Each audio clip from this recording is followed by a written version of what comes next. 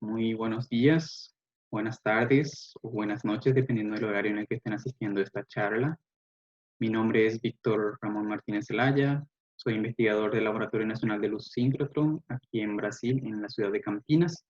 Soy paraguayo y en esta ocasión me gustaría compartir un poco con ustedes sobre el Sirius y sus oportunidades para la comunidad científica. Antes de comenzar, me gustaría agradecer al comité organizador por permitirme estar aquí hoy, en especial al profesor Silvio Báez de la Facultad Politécnica por la invitación. Y bueno, vamos a comenzar entonces. Ok, antes de continuar, me gustaría hablar un poco sobre, como no tuve mucho tiempo para organizar esta presentación, van a ver que hay algunos slides que están en español, otros que están en portugués, otros que están en inglés, pero voy a tratar de traducir todos y de ser lo más claro posible para que llegue el mensaje a todo el mundo. Como esta charla es enfocada para un público más general, no voy a entrar mucho en detalles sobre la parte fundamental de lo que voy a hablar hoy. Más que nada me gustaría poder transmitir y mostrar una posibilidad que tiene todo el mundo, no solamente los académicos o las personas que están trabajando en ciencia, sino también aquellas que se perfilan para hacer ciencia, que quieren hacer ciencia, tanto física, matemática, química, biología, cualquier área en particular. Bueno, ya voy a comenzar. Si por ahí se me pasó algún otro punto, tal vez voy mencionando conforme avanzo en la presentación. Ok. A ver, aquí. Bien. Primero, quienes no me conocen, tengo que presentarme, ¿verdad? ¿Quién soy yo? Dije mi nombre, pero no dije quién soy. Bueno, yo soy un licenciado en física formado en FACEN. Me formé en el año 2013. A partir del 2013 en adelante hice un proceso de selección para el programa de maestría en física en la Universidad Estadual de Londrina, en Brasil, en el estado de Paraná, en donde hice mi maestría en el 2015, enfocándome más que nada en la caracterización óptica de materiales para aplicaciones en dispositivos fotovoltaicos. Terminé en el 2015 y en ese mismo año hice otro proceso de selección para el programa de doctorado del Centro Brasileño de Pesquisas Físicas en Río de Janeiro, Brasil. La traducción aquí sería Centro Brasileño de Investigaciones Físicas, ¿ok? En donde culminé mi doctorado en el 2019. En esta ocasión me tocó, o mejor dicho, busqué más un área en el que estaba más interesado, que era la parte de biomateriales, principalmente enfocándome en la aplicación de los materiales en este caso, y trabajé más que nada con biomateriales no estructurados para aplicaciones en medicina regenerativa. Ok, ¿por qué hubo ese cambio drástico aquí entre una línea de investigación y la otra? Simplemente porque en la Universidad Estatal de Londrina tenía la opción, yo quería siempre estudiar materiales, y mi única opción era caracterización óptica. Entonces, como había pasado para esa universidad, digamos que comencé en esta área de investigación. No me arrepiento para nada, es muy interesante, inclusive estoy pensando continuar también en esta área de investigación, pero ahora particularmente estoy trabajando más con biomateriales para medicina regenerativa.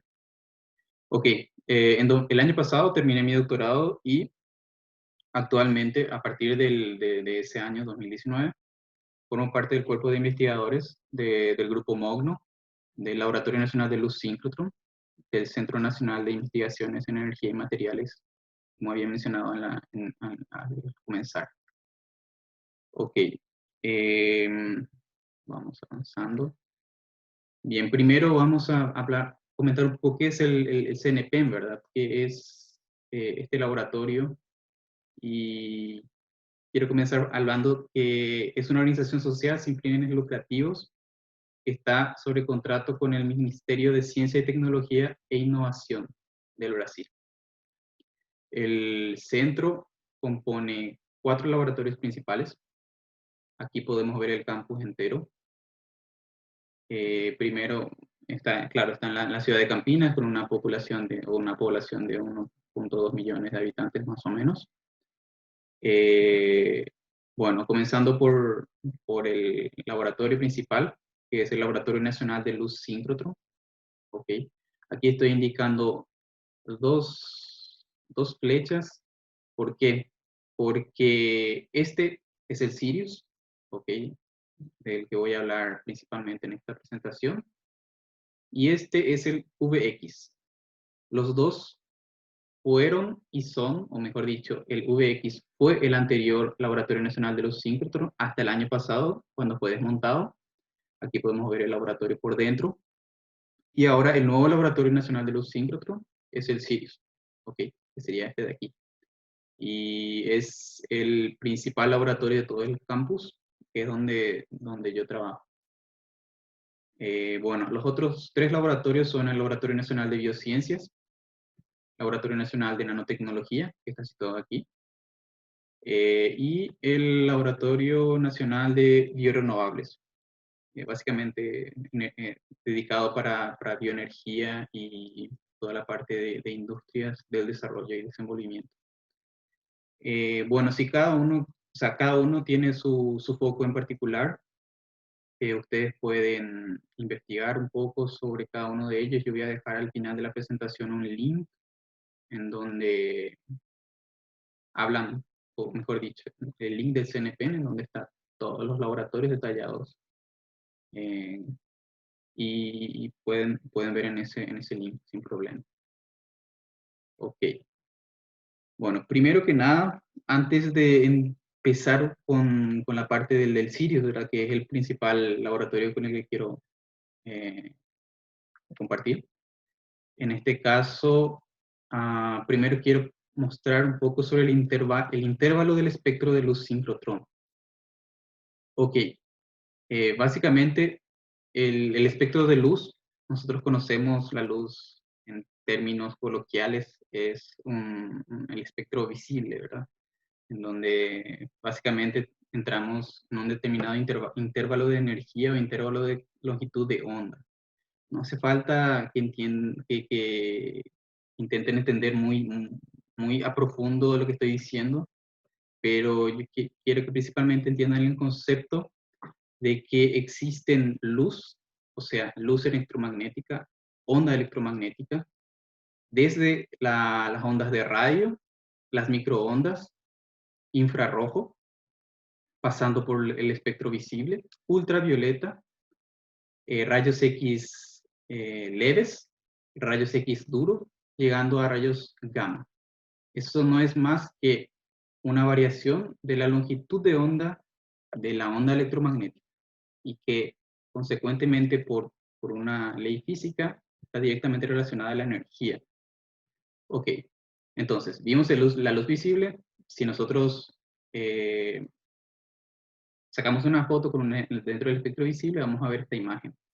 ¿Por qué estoy mostrando a partir de imágenes? Porque en esta presentación voy a enfocarme un poco más en las caracterizaciones por imágenes, o sea, imaginamiento de rayos X en particular. Entonces, más que nada por eso estoy mostrando ejemplos de rayos X, o mejor, ejemplos de imágenes, perdón. Bueno, si nosotros sacamos, o mejor dicho, proyectamos una imagen con ondas de radio de la misma persona, vamos a ver una imagen más o menos así. Si pasamos por el microondas, ya comenzamos a ver este tipo de estructuras, infrarrojo, o sea, llegando próximo al infrarrojo, dentro del intervalo en el que compete el infrarrojo, pasando de nuevo cerca de la luz visible, como habíamos visto, ultravioleta, llegando a los rayos X, y los rayos gamma no voy a mostrar aquí como ejemplo, ¿okay? Porque hasta aquí es donde llega el espectro de luz síncrotron.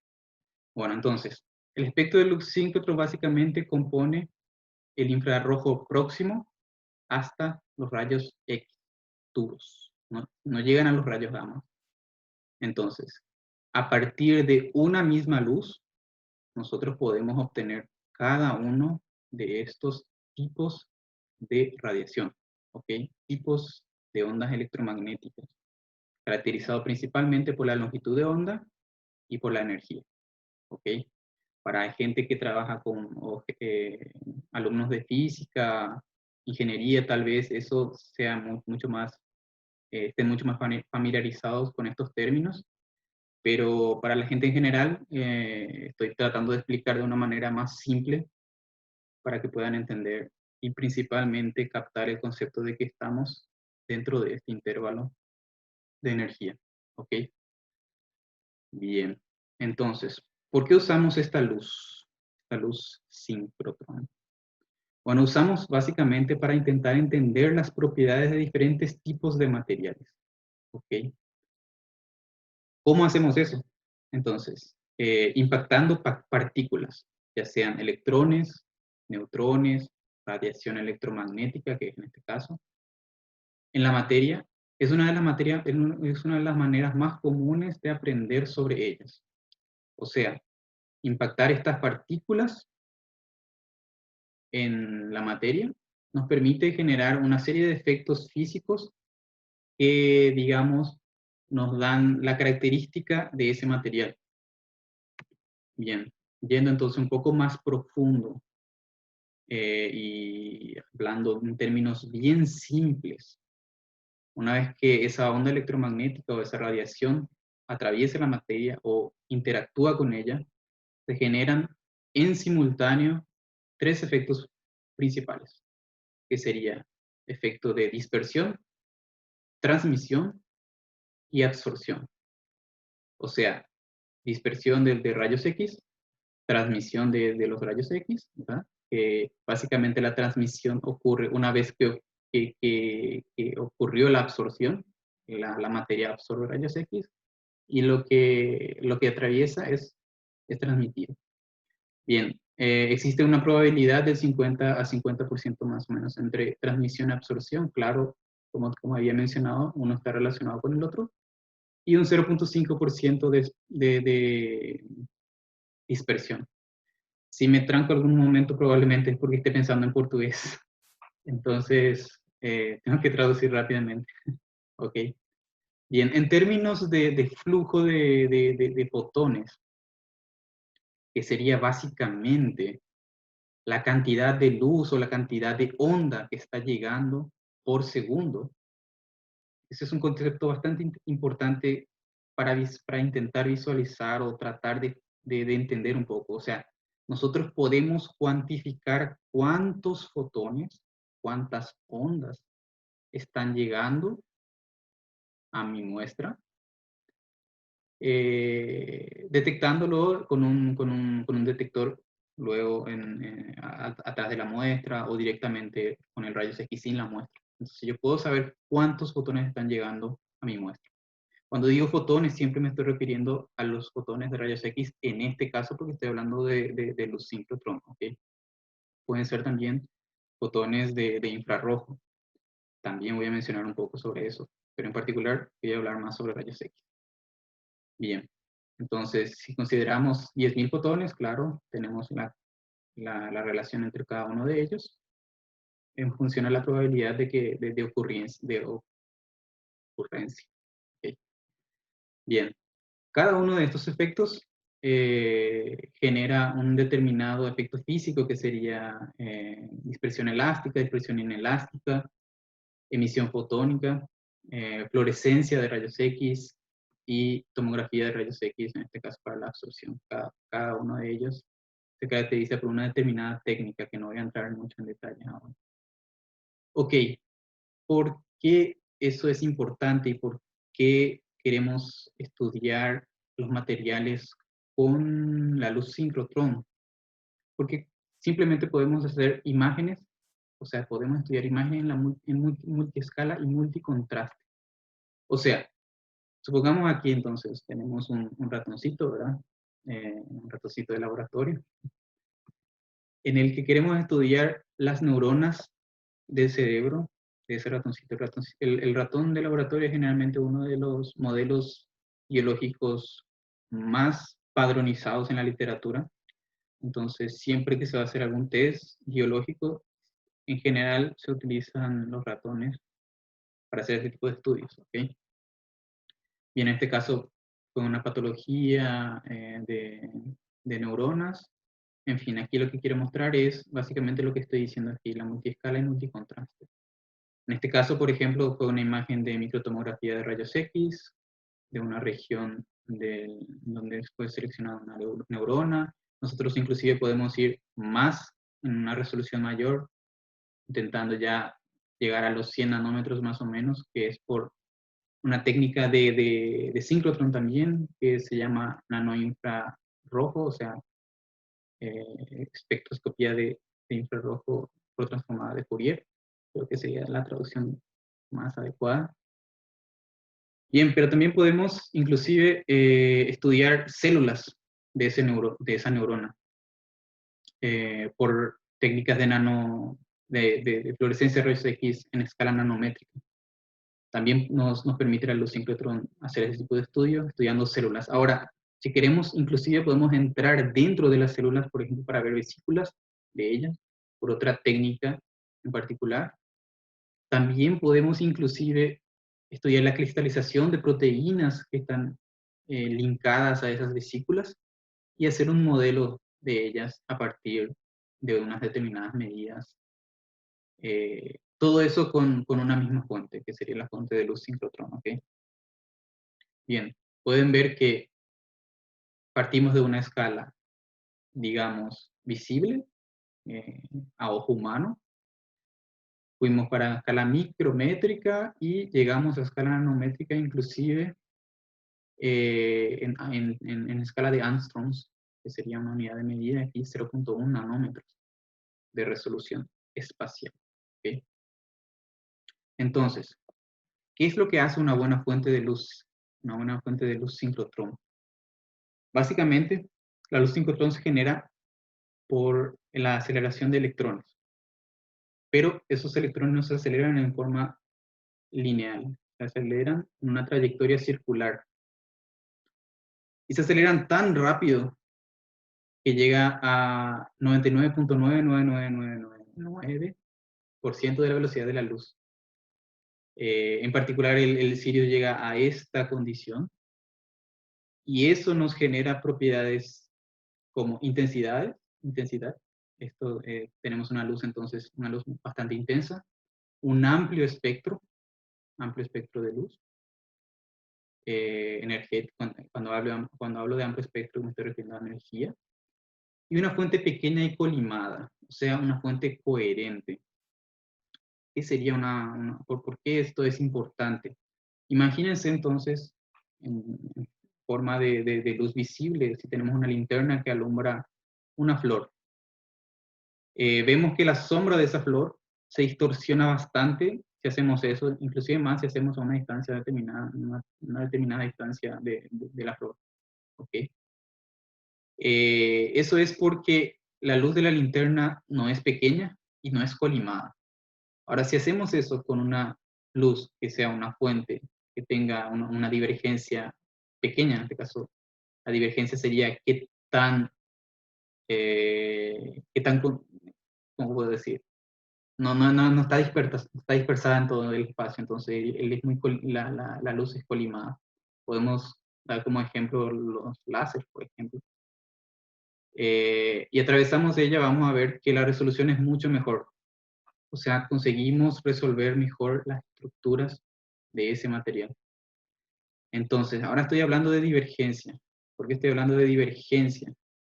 Porque simplemente es una de las propiedades de la luz síncrotrón, que puede ser comparada con el láser, por ejemplo, que hace que esa fuente sea óptima para caracterización de materiales. Bien. Otro punto importante de la luz síncrotrón son las generaciones de estos síncrotrones. Como había hablado, la divergencia es una característica muy importante porque cuanto menor sea ella, entonces mayor va a ser un parámetro que es el brillo. El brillo básicamente se determina por esta ecuación aquí. Podemos hablar sobre eso bastante en una presentación entera. Ahora en particular no voy a hablar mucho en detalles. Bueno, entonces, ¿por qué el brillo es importante? Porque el brillo es lo que determina qué tan buena va a ser mi fuente de luz sincrotrón. O sea, existen sincrotrones de primera generación, segunda, tercera y cuarta generación, que básicamente están siendo determinadas por la cantidad de brillo que poseen sus fuentes. Los rayos X común y corriente están más o menos en este brillo, ¿ok? Los rayos X comunes, yo digo, aquellos que se usan para hacer, por ejemplo, tomografía tomografía médica, radiografías, todas esas técnicas utilizan fuentes de tubos de rayos X convencionales, ¿ok? Y bien, podemos ver que conforme fue avanzando en el tiempo, esas generaciones de síncrotrón fueron cada vez más posibles de fabricar, y ahora mismo estamos en la cuarta generación, que justamente es la generación del Sirius. Un poco más rápido ahora. Bueno, aquí vemos una comparación simple y básica sobre lo que sería alta coherencia y baja coherencia. Si nosotros, por ejemplo, pensamos en el mar, con ondas muy lindas, viniendo una detrás de la otra, entonces vemos que ellas están sincronizadas, digamos, de cierta manera, y podemos decir que ellas tienen mayor coherencia que este ejemplo, por ejemplo, donde tenemos ondas viniendo de varias direcciones y colisionando una con otra. Ok, eso es baja coherencia y alta coherencia. Aquí voy a pasar rápidamente. La gran información que obtenemos con alta coherencia es la información de la fase. Esto es muy importante para caracterización de materiales. Cuando no tenemos una fuente coherente, esa fase se pierde debido a que las ondas no están en la misma frecuencia, no tienen la misma energía. Nosotros podemos tener también coherencia espacial y coherencia temporal. No voy a entrar en detalles de nuevo sobre eso. Voy avanzando un poco. Y como dije, la coherencia, o sea, un flujo coherente de rayos X nos brinda un brillo alto, ¿ok? Entonces, y viceversa. Cuanto mayor es el brillo, mayor va a ser la coherencia de rayos X, ¿ok? De la fuente en particular. Bueno, entonces, yendo ya directamente al laboratorio, entrando un poco, tal vez ahora comiencen a entender un poco mejor sobre lo que por qué estoy hablando sobre coherencia, sobre velocidades altas, próximas a la de la luz. Bueno, aquí tenemos básicamente un esquema, unas fotografías de cómo fue el proyecto de construcción de este laboratorio. Este laboratorio tiene un tamaño más o menos el estadio Maracaná, en Río de Janeiro. ¿Por qué es tan grande? Bueno, vamos a ver. Aquí ya es cuando el laboratorio está terminado. Eso fue en el 2018. En el 2019 tenemos una fotografía más actualizada. Pero bueno, vamos a entrar un poco dentro del laboratorio para entender por qué es así y por qué tiene esa morfología o esa forma circular. Como les había dicho, los electrones se aceleran en una trayectoria circular a una velocidad próxima a la de la luz. ¿Okay? Y eso comienza como, primero tenemos que generar esos electrones. Y esos electrones se generan aquí, que es básicamente el acelerador lineal. En este acelerador se generan los electrones y se aceleran hasta una energía de 150 megaelectronvoltios, que luego van a un anillo que se llama el booster, que sería esto de aquí, en donde los electrones son acelerados, ¿ok? Acelerados hasta una energía de 3 gigaelectronvoltios, o sea, hasta una energía de 3000 megaelectronvoltios. Comenzó con 150 y ahora fuimos para 3000. ¿Por qué? Porque cuanto más energética es el anillo de electrones, o el haz, en este caso, mayor brillo vamos a obtener. Y una vez que llegamos a la energía crítica, eso es trasladado al anillo de almacenamiento, que sería esto de aquí, en donde en donde se estabiliza ese haz con determinados imanes alternados, con un campo magnético de 0.5 a 3.2 Tesla, manteniendo esa energía de 3 gigaelectronvoltios, ¿ok? Y todo esto es en ultra alto vacío. Bueno, para entender un poco mejor lo que estoy hablando en forma de ejemplo, ya vamos a ir directo a un video aquí. Básicamente el Sirius es la infraestructura científica más grande construida en el Brasil. El corazón de esta máquina es, como dije, el acelerador lineal, que es el que acelera esos electrones que al final van a generar la radiación síncrotron. Esos pasan por el booster, que sería esto de aquí, en donde ellos son acelerados. Es un túnel de 518 metros. Y esos electrones hacen 600.000 vueltas por segundo dentro de ese anillo. Pueden imaginarse lo que es 99.999% de la velocidad de la luz en este caso. Una vez que llega a la energía crítica que le había mencionado, eso es trasladado aquí, que es el anillo de almacenamiento, en donde tenemos nuevamente imanes que estabilizan ese haz para mantener las propiedades principalmente de tal manera que optimice y garantice la altísima resolución que obtenemos en el Sirius. Ok, vamos a ver un poco entonces cómo es que ocurre esto. Si consideramos los electrones como partículas, ellos también se comportan como ondas. Y una vez que están se le aplica un campo magnético, ellos cambian su trayectoria. Y al cambiar esa trayectoria, hacer esa trayectoria circular, es cuando emiten radiación, que es la radiación síncrotrón. Y esa radiación es la que va a las estaciones experimentales, que son llamados líneas de luz. Aquí podemos ver una en particular. Todo esto es una protección radiológica, y ahí es donde llega el haz de rayos X, y es donde se hace literalmente el experimento. ¿Ok? Todo esto aquí, claro, con protección radiológica y todo lo necesario. Tenemos el botón de rayos X que llega, interactúa con la muestra, y podemos estudiar los materiales a escala de moléculas y átomos.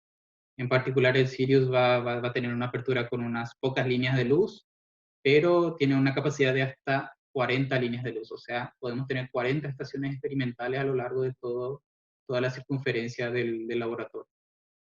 Entonces, básicamente podemos pensar que el Sirius es un grandísimo microscopio que nos ayuda a ver los materiales dentro de ellos y entender cómo ellos funcionan. ¿Okay? Eso en términos bien simples, sin entrar mucho en detalles para ir avanzando. Bien. Entonces, una línea de luz en realidad es en donde, como había mencionado, llega el haz de rayos X. ¿Okay? Aquí es donde se aceleran los electrones, y esos electrones, al cambiar su trayectoria, generan rayos X. O sea, en las líneas de luz, que serían estas, en particular, las estaciones experimentales, las estaciones de investigación, llegan rayos X y no electrones. Eso es una cosa muy importante a tener en cuenta y entender. La longitud de cada línea de luz depende de la propiedad que necesitamos para el haz, que básicamente va a depender del tipo de caracterización o tipo de técnica que queremos usar. ¿Okay? Entonces, aquí tenemos una imagen, una fotografía de una de las líneas largas. En particular, sería esta de aquí. Creo que es la KTRT, pero voy a dar algunos ejemplos enseguida. Básicamente, el haz llega desde la fuente y pasa por toda una óptica que determina el tipo de haz que va a llegar al final en la muestra, y que es lo que va a determinar qué técnica se puede hacer con esa propiedad. O mejor dicho, a partir de las técnicas que queremos usar o que queremos atribuir a una determinada línea de luz, montamos una determinada óptica para obtener la propiedad que se necesita.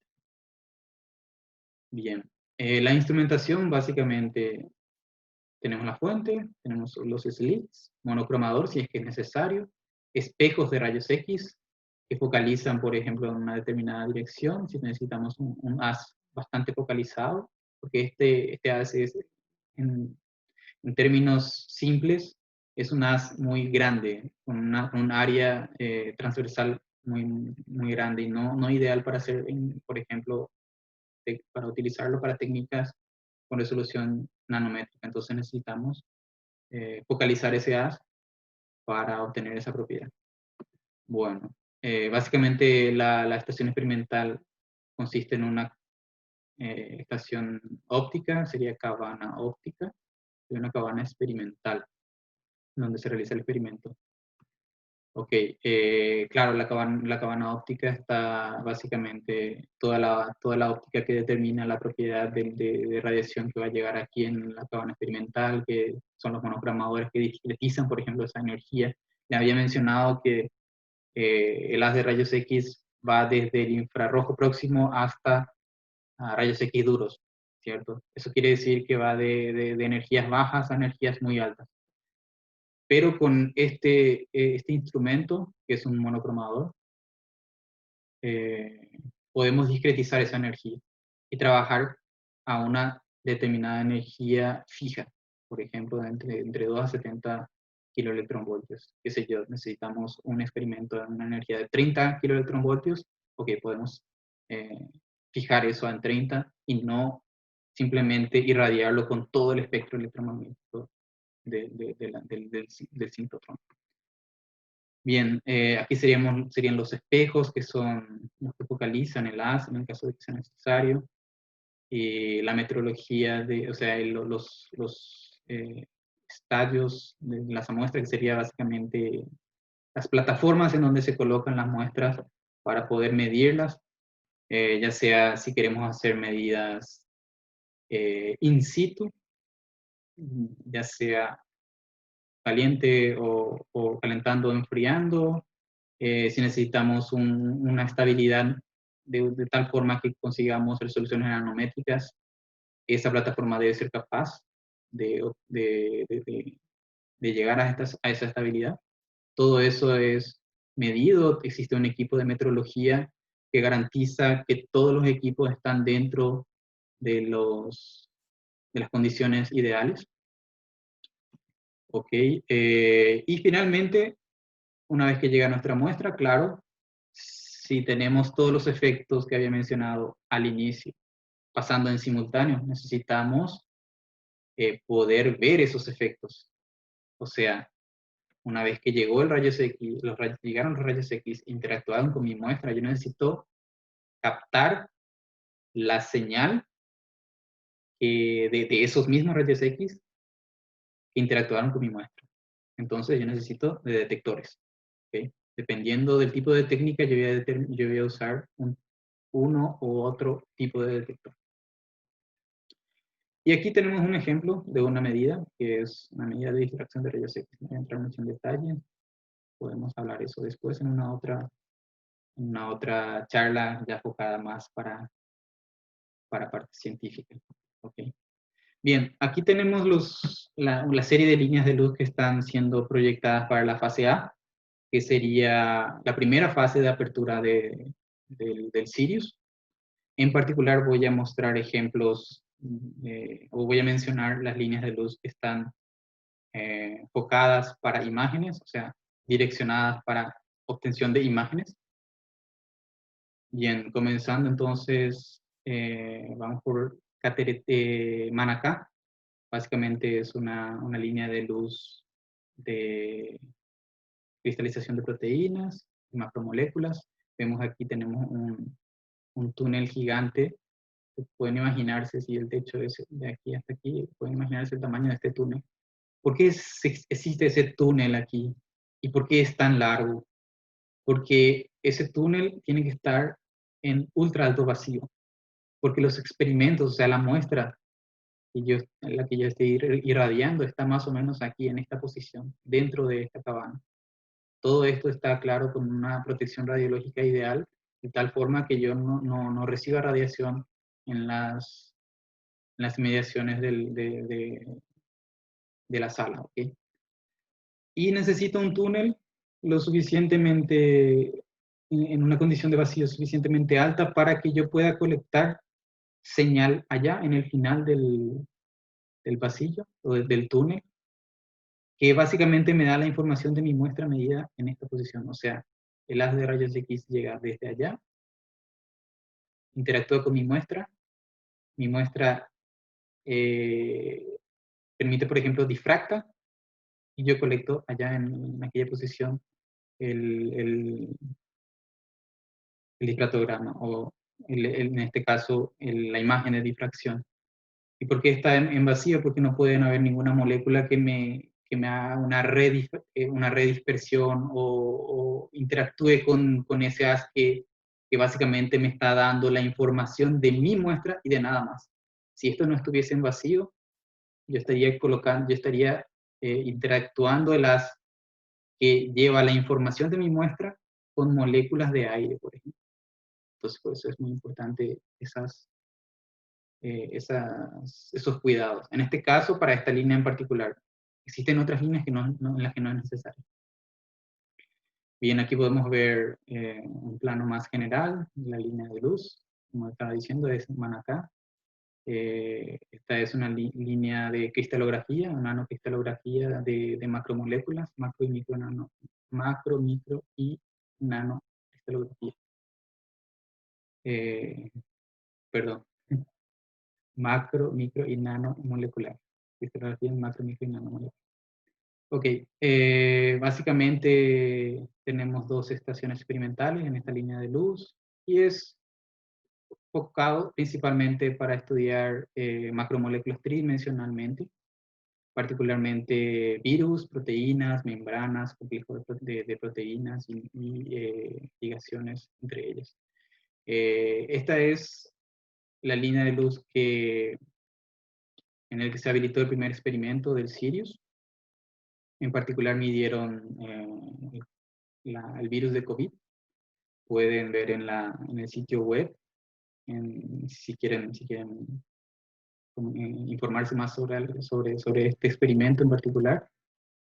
Y bueno, aquí simplemente está viendo se está mostrando algunos parámetros comparados en el antiguo Sirius, o sea, el antiguo LNLS con el Sirius actual. No voy a entrar en detalles.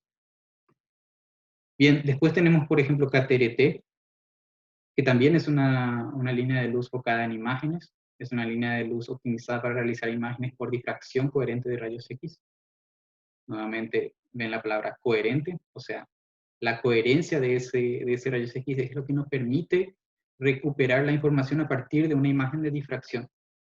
Quienes trabajan con difracción o quienes tienen idea de cómo es un espectro de difracción o una imagen de difracción, pueden imaginarse, pero ¿cómo es eso posible? Y si es posible porque la información de la fase nos da información de la muestra. Y eso es lo que a través de algoritmos de reconstrucción y de recuperación de fase permite reconstruir la muestra, en este caso escala nanométrica con resolución nanométrica y muy bien resolvida.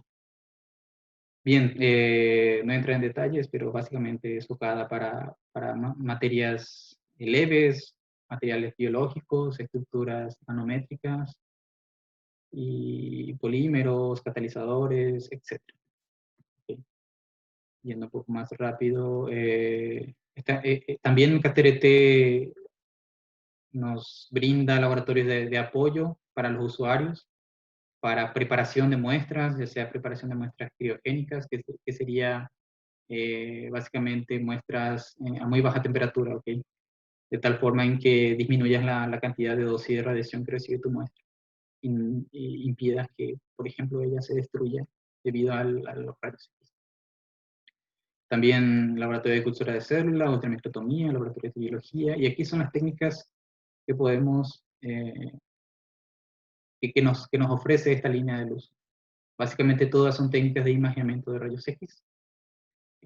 También tenemos técnicas de espectroscopía de rayos X. Esto ya no es más imagen, pero también podemos hacer en esta línea de luz en particular. Y los detectores. No voy a entrar en detalles, voy a hablar ya un poco de Carnaúba, que es la línea más larga del Sirius.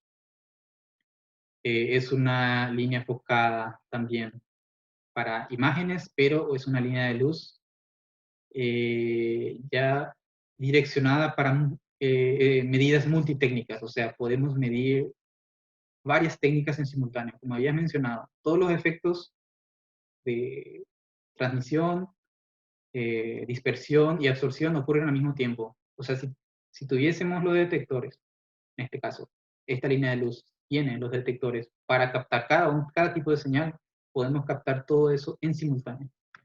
Entonces, esta línea de luz eso es enfocada para ese tipo de experimentos, ya sea para hacer mapeamiento químico, componentes de suelo, por ejemplo, puede ser componentes biológicos también, tejido de células.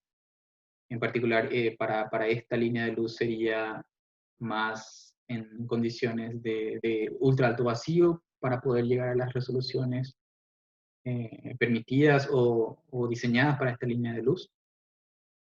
En fin, esta línea de luz es coordinada por Douglas Galante, él es el investigador principal. Y básicamente tendríamos dos estaciones. En una estación se llega a resoluciones de entre 30 a 120 nanómetros.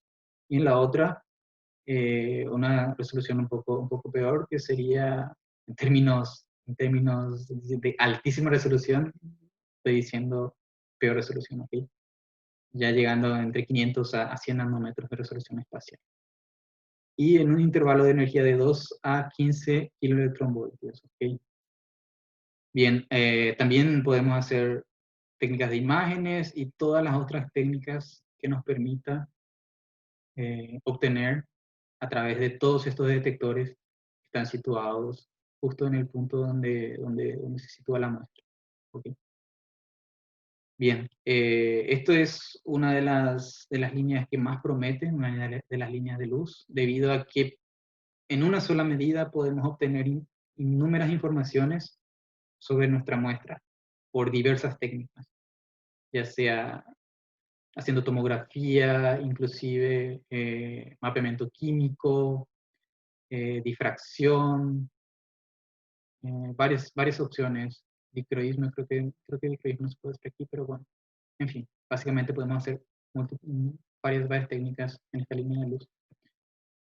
Bien, llegando a Mogno, que sería la línea de luz en la que yo estoy, no sé, formo parte, básicamente es una línea de haz cónico para realización de micro y nanotomografía de rayos X. Ok, es la primera línea de luz del mundo con alta energía con un haz en esa geometría cónica. En particular, la línea de luz basado en su cuerpo de investigadores está más enfocada para tomografía de rocas en condiciones de presal, para, por ejemplo, estudiar extracción de petróleo. En mi caso, sería estudio de biomateriales porosos para regeneración de tejidos, enfocados principalmente en tejido óseo, puede ser también tejido cartilaginoso, inclusive en colaboración con uno de los investigadores también. Estamos tratando de entrar un poco en realidad yo estoy tratando de entrar un poco en el área en el que él es especialista, que sería la parte de tejido de corazón, por ejemplo, para mimetizar un tejido de corazón y hacer un estudio en sistemas de microfluídica, por ejemplo. Son varios proyectos a largo plazo que están siendo planeados y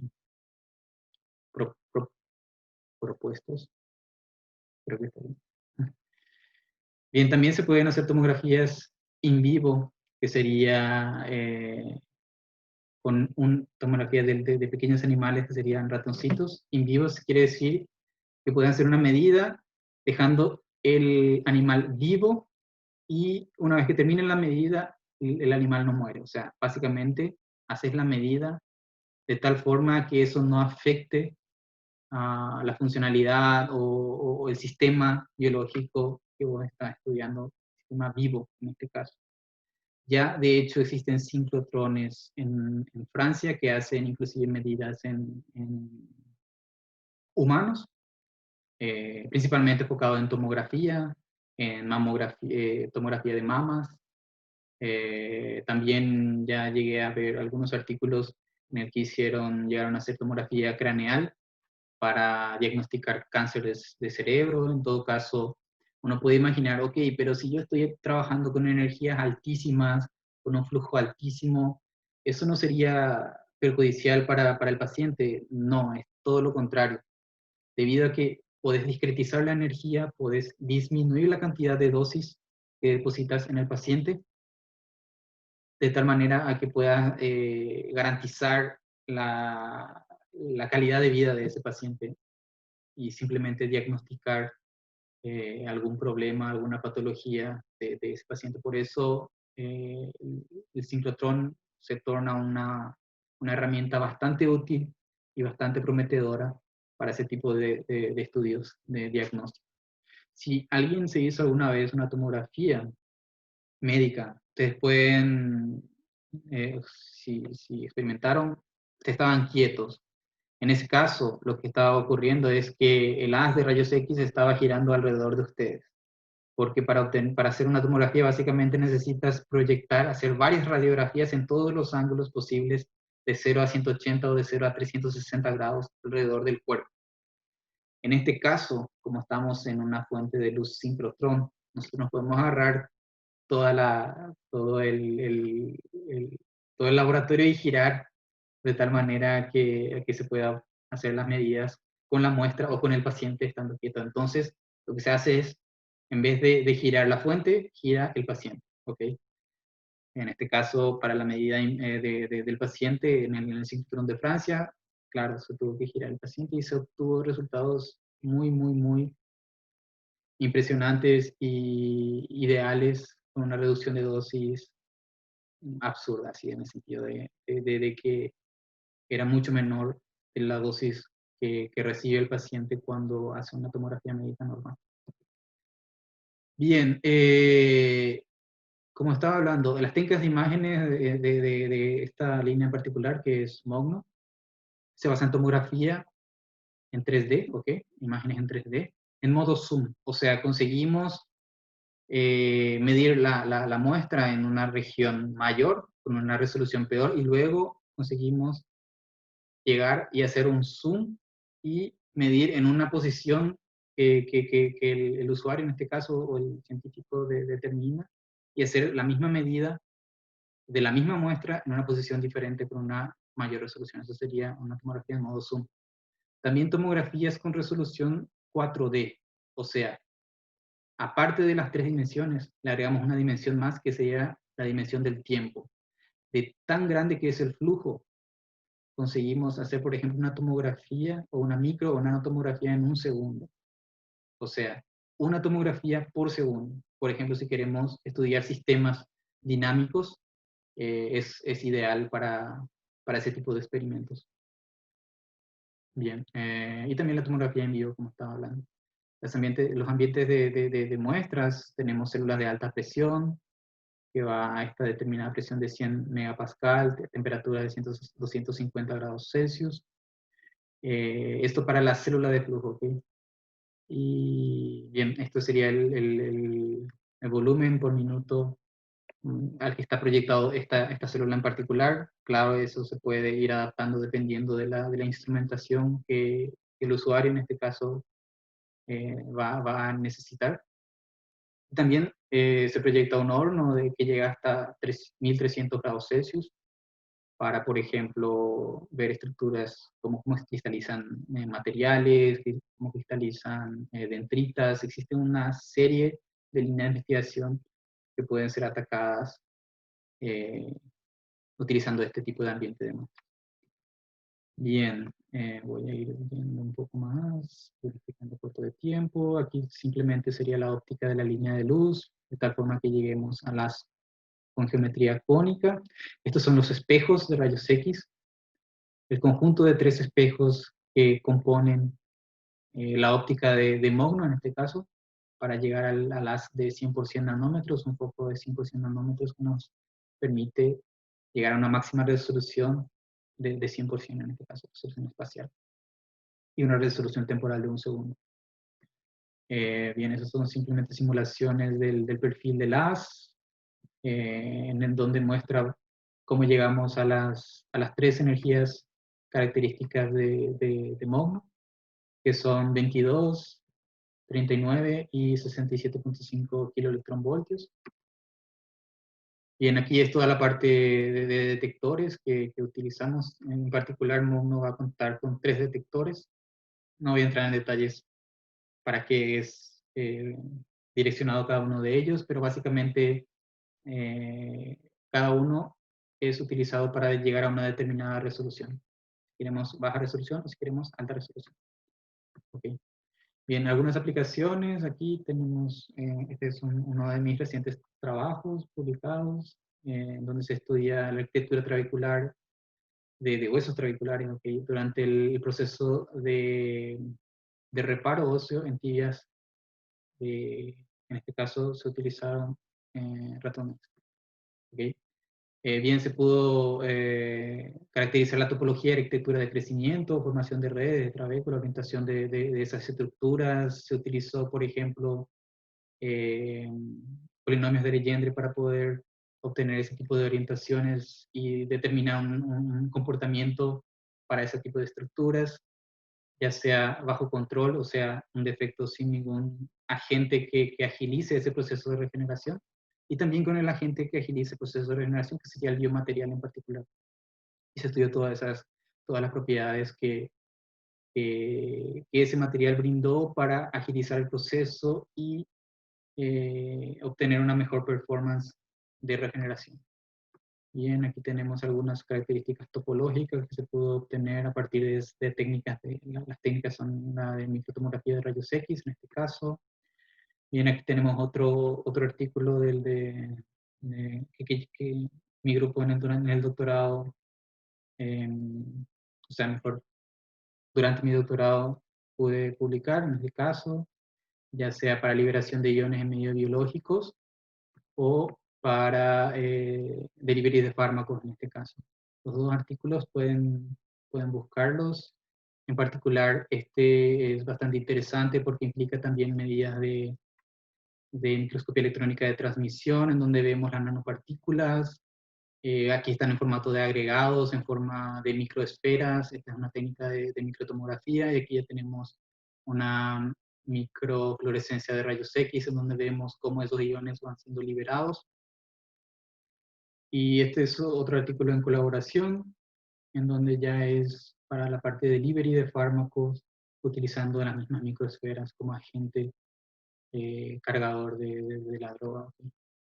Bien, y en la parte de instrumentación de medida de envío que están siendo ya desenvolvidas actualmente por el grupo, es básicamente este tipo de setup, en el que colocas se le coloca al ratoncito anestesiado y se sincroniza el latido del corazón para poder obtener las medidas o obtener las proyecciones ideales en una condición en el que nos permita llegar a las resoluciones que fueron mencionadas anteriormente.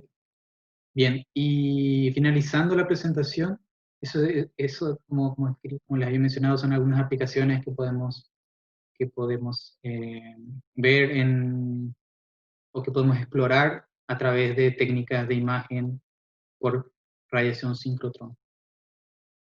Bien, el flujo de investigación y en proyectos de síncrotrón funciona de la siguiente manera, o mejor dicho, eso era antes en el VX, que era el síncrotrón antiguo, en donde uno mandaba la propuesta científica,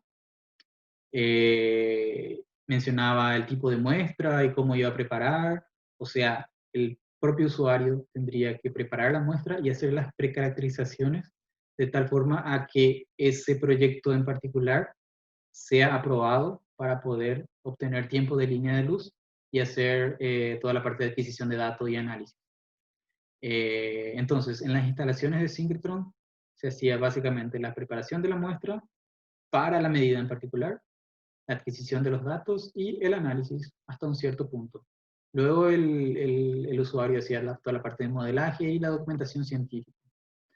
Bueno, para el Sirius está siendo proyectado de la siguiente manera. Como toda la parte de precaracterización, preparación y síntesis de la muestra a veces es muy compleja y no totalmente garantizada sin antes medir, o sea, preparar y medir al instante. Entonces, en esta ocasión, se propuso y se proyecta el Sirius de tal forma que uno simplemente mande la propuesta científica y toda la parte de síntesis, preparación, precaracterización, preparación para las propias líneas de luz y adquisición de datos, análisis de datos, hasta el modelado se haga dentro de la línea de luz. O sea, dentro del Sirius, dentro del CNP. Entonces, de esta manera abre puertas para quienes, por ejemplo, no pueden hacer este tipo de precaracterizaciones que de hecho da un peso a la propuesta científica o el proyecto que está siendo enviado, ¿verdad? Pero en este caso, todo eso se va a hacer allá en el LNLS o en las instalaciones del CNPEN como un todo, ya sea en el LN Nano o podemos ver también en el LN Bio. Inclusive todos los laboratorios, de cierta manera, hasta un cierto punto son de fácil acceso. Incluso si uno no sabe para qué laboratorio enviar su propuesta, puede simplemente entrar en contacto con el contacto local de cada uno de los laboratorios, ya sea el NBio, el NNano, el NLS. Es simplemente entrar en contacto, realizar la propuesta, y si la propuesta es aprobada, no se necesita sintetizar la muestra. Te vas allá y sintetizas allá y haces toda la parte científica allá. Y bueno, todo, claro, la documentación científica, la publicación de artículos, ya va por parte del investigador, en este caso. Bien, todo eso es gracias a los laboratorios de apoyo que está siendo proyectado para el Sirius, y también al grupo de computación científica que hace toda la parte de análisis de datos y modelamiento, reconstrucción, y también la parte de segmentación de imágenes en el caso de que sean necesarios para, por ejemplo, cuantificar determinadas estructuras, todo eso a través de técnicas de procesamiento avanzadas como Machine Learning, Deep Learning, bastante de moda hoy en día. Existe un grupo dedicado exclusivamente para optimizar ese tipo de procesamiento.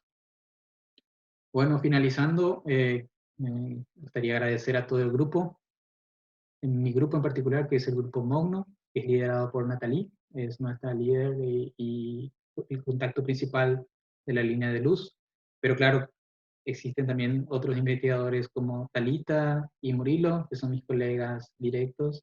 Ellos también pueden recibir pedidos, analizar, estudiar un determinado problema que una persona envía para la línea de luz. Talita en particular trabaja con suelos y toda la parte de física de suelos. Murilo con la parte de patologías cardíacas. Yo con la parte de biomateriales aplicados para medicina regenerativa. Y aquí están los ingenieros de la línea de luz, en particular, Mauro, un especialista en instrumentación científica, Gabriel y Gabriel Ferreira, los dos Gabrieles. También está Paola, que es geóloga. Ella trabaja con la parte de segmentación de imágenes.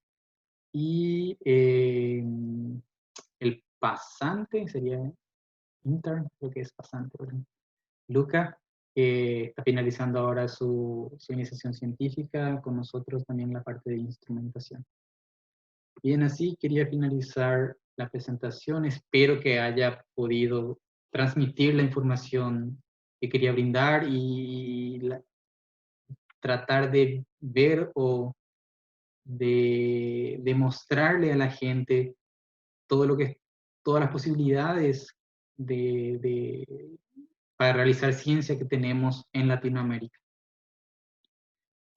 Como les dije, la instalación es una instalación abierta y estamos totalmente a disposición para recibir emails, ya sea para proyectos, incluso si hay personas que quieren hacer iniciación científica, también existe un programa para iniciación científica.